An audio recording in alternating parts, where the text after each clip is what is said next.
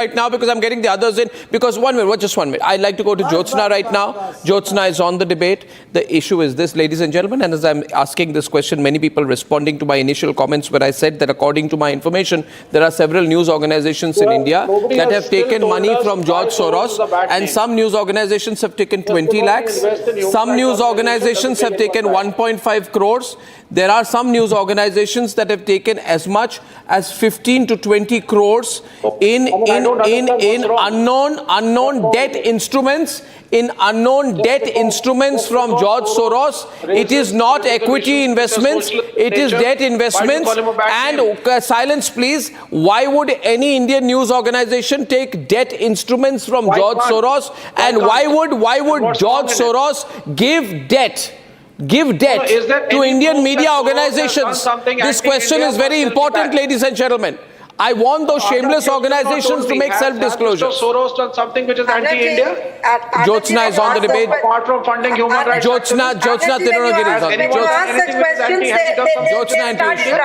Is it wrong to fund human rights organizations? Arnabji, you asked me a question, let me answer it. Let me answer it. The problem here is, Arnabji, this particular person and this particular organization through his Open Society foundations or whatnot, they are known to support political movements that actually challenge the incumbent governments. They are known for that. उन चीजों में वो माहिर है. वो such kind of organizations है. First thing is, today we have to accept one point, Arnabji.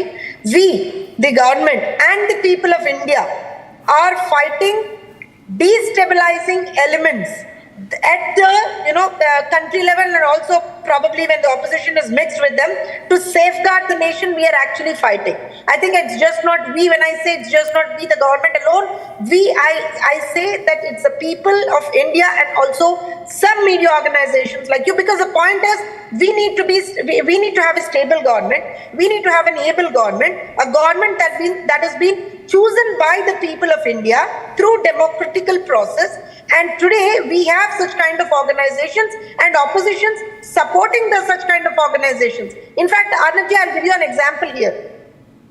I think for the past 5 years in the state of Andhra Pradesh, we saw YSRCP regime. Similar, a regime which actually supported destabilizing elements which would actually, destroy and destruct the state. Similar thing we are seeing in the form of Congress in the center today. I'm sorry to say this, but we are seeing the same thing. I'm sorry, but I'll have to say this. I'll have to quote this very strongly, Arnabji, because I think I'll tell you why.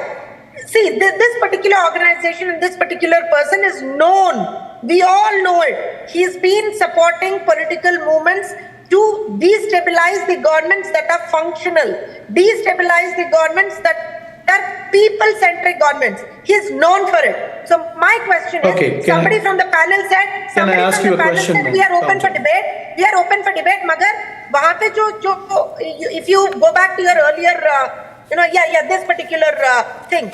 I don't know why, but I have a huge respect for Sonia Gandhi ji, but again, I don't know why she looks so puzzled. Yeah, she's looking very